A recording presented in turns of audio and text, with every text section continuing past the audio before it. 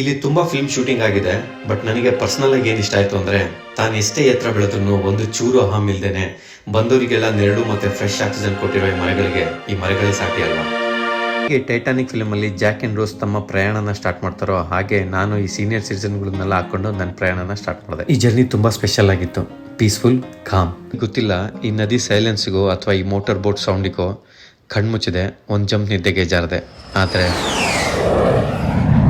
ಈ ಮದುವೆ ಆಗದಿರೋ ಹುಡುಗರು ಎಲ್ಲೋದ್ರೂ ಡಿಪಿಗೋಸ್ಕರ ಮಗ ನನ್ನೊಂದು ಫೋಟೋ ಅಂತೇಳಿ ತಲೆ ತಿಂತಿರ್ತಾರಲ್ಲ, ಅವ್ರನ್ನೆಲ್ಲ ಇಲ್ಲಿ ಕರ್ಕೊಂಡ್ಬಂದು ಒಂದು ಫೋಟೋ ಓಡಿಸಿ ಅಟ್ಲೀಸ್ಟ್ ಫೋಟೋದಲ್ಲಿರೋ ಬ್ಯಾಕ್ಗ್ರೌಂಡಿಗೋಸ್ಕರ ಹುಡುಗಿ ಓಕೆ ಅನ್ಬೋದು. ಸೈಟ್ ಸೀಯಿಂಗ್ನ ಶೇರ್ ಬಸ್ಸಲ್ಲೂ ಮಾಡ್ಬೋದು. ಬಟ್ ಪ್ರಾಬ್ಲಮ್ ಏನು ಅಂದರೆ ಅವರು ಒಂದು ಟೈಮ್ ಕೊಟ್ಟಿರ್ತಾರೆ, ಆ ಟೈಮಿಂಗಲ್ಲೇ ನೋಡಿ ನೀವು ವಾಪಸ್ ಹೋಗಬೇಕು, ಇಲ್ಲಾಂದರೆ ನಿಮ್ಗೆ ಬಿಟ್ಟು ಹೋಗ್ಬಿಡ್ತಾರೆ.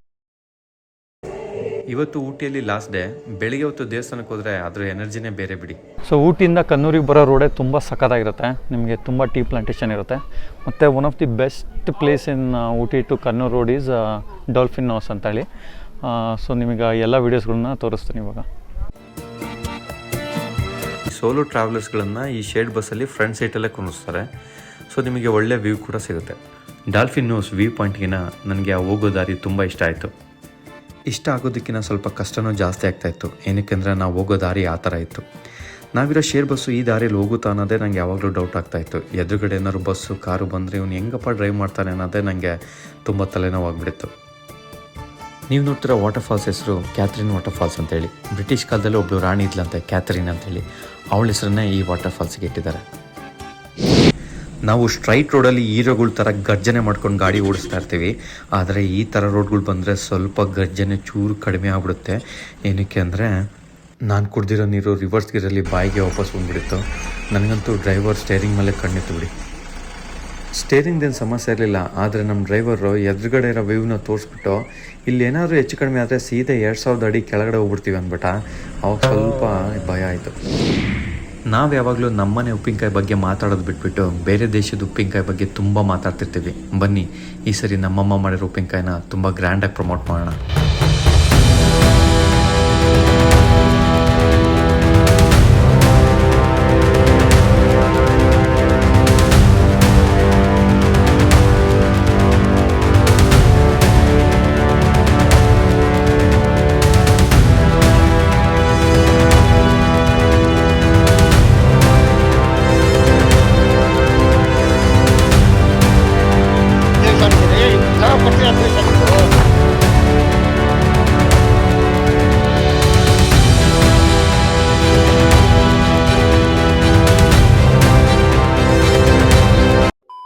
ಚಿಕ್ಕ ರೋಡ್ಗಳು, ಕಾರ್ಗಳು, ಬಸ್ಗಳು, ನಿಮಗೆ ಡ್ರೈವಿಂಗ್ ಪಕ್ಕಾ ಗೊತ್ತಿದ್ರೆ ಮಾತ್ರ ಡ್ರೈವ್ ಮಾಡಿ.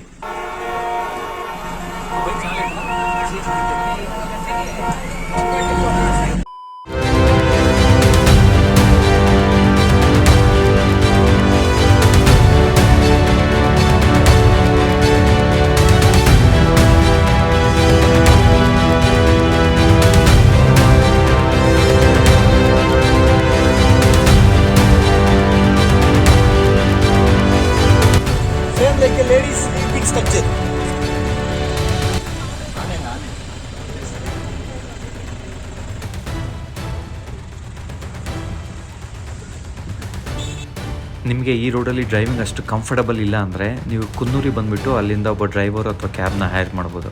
ಸೊ ದ ಡ್ರೈವರು ಡ್ರೈವ್ ಮಾಡ್ತಾ ಇರ್ತಾನೆ, ನೀವು ನಿಮ್ಮ ಫ್ಯಾಮಿಲಿ ಈ ವ್ಯೂಸ್ನೆಲ್ಲ ಎಂಜಾಯ್ ಮಾಡ್ಬೋದು.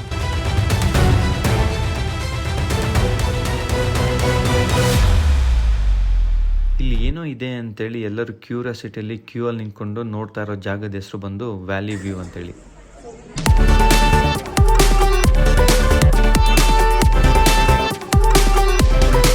ನೀವು ಇಲ್ಲೇ ಸ್ಟೇ ಆಗಬೇಕಂದ್ರೆ ಇಲ್ಲಿ ಕಾಟೇಜಸ್ ಥರ ಇದೆ ನೋಡಿ ಬ್ಯಾಕ್ಗ್ರೌಂಡಲ್ಲಿ. ಸೊ ಇಲ್ಲಿ ಸ್ಟೇ ಆಗ್ಬೋದು. ಸುಮಾರು ಹೆಣ್ಮಕ್ಳು ತುಂಬ ವರ್ಷಗಳು ಕಷ್ಟಪಟ್ಬಿಟ್ಟು ಥ್ರೆಡ್ಡಲ್ಲೇ ಒಂದು ಗಾರ್ಡನ್ ಕ್ರಿಯೇಟ್ ಮಾಡಿದ್ದಾರೆ. ಅದರ ಹೆಸರು ಥ್ರೆಡ್ ಗಾರ್ಡನ್. ಸೊ ಇದು ಊಟಿ ಲೇಕು. ಎಂಟ್ರೆನ್ಸ್ ಬಂದು 20 ರೂಪೀಸ್ ಅಂತಾರೆ. ನೀವು ಇಲ್ಲಿ ಹತ್ರ ಬಂದಂಗೆಲ್ಲ ಬರ್ತಾ ಇರುತ್ತೆ ನೀರಿಂದ. ಇಷ್ಟ ಬಂದವ್ರು ಬೇಕಾದ್ರೆ ಪೆಡ್ಲಿಂಗು, ಮೋಟಾರ್ ಬೋಟು ಎಲ್ಲ ಮಾಡ್ಬೋದು. ಲೈಫಲ್ಲಿ ಇಂಥದ್ದು ಎಷ್ಟು ಪೆಡ್ಲಿಂಗ್ ಮಾಡಿಲ್ಲ ಅನ್ನೋರೆಲ್ಲ ಬೇಕಾದ್ರೆ ಇದು ನಿಮಗೆ ಬೋರ್ ಆಯಿತು ಅಂದರೆ ಸೀದಾ ನಿಮ್ಗೆ ಇಲ್ಲಿ ಬರ್ಬೋದು ನೋಡಿ. ಸೊ ಇಲ್ಲೇ ಈ ಪ್ಲೇಸಲ್ಲೇ ನಿಮಗೆ ಕರ್ಕೊಂಡೋಗೋದು. ಅಂದರೆ ರೂಟ್ಗಳು ತುಂಬ ರೂಟ್ಗಳು ಇರ್ತವೆ ಊಟಿದು. ಸೊ ಎಲ್ಲ ಬಸ್ಗಳು ಇಲ್ಲೇ ಇರುತ್ತೆ. ದೇವಿ ಪ್ಯಾರಡೈಸ್ ಅಂತ ಹೋಟ್ಲ್ ಇದೆಯಲ್ಲ, ಇಲ್ಲಿ ಎಲ್ಲ ಬಸ್ಗಳು ನಿಂತಿರುತ್ತೆ. ಇದು ಊಟಿ ಮೇನ್ ಬಸ್ ಸ್ಟ್ಯಾಂಡು. ಇಲ್ಲಿಂದ ನಿಮಗೆ ಕೊಯಂಬತ್ತೂರು, ಮೆಟಪಾಳ್ಯಂಗೆಲ್ಲ ಬಸ್ ಸಿಗುತ್ತೆ. ಮತ್ತು ಬೆಂಗಳೂರಿಗೆ ಹೋಗಬೇಕು ಅಂದರೆ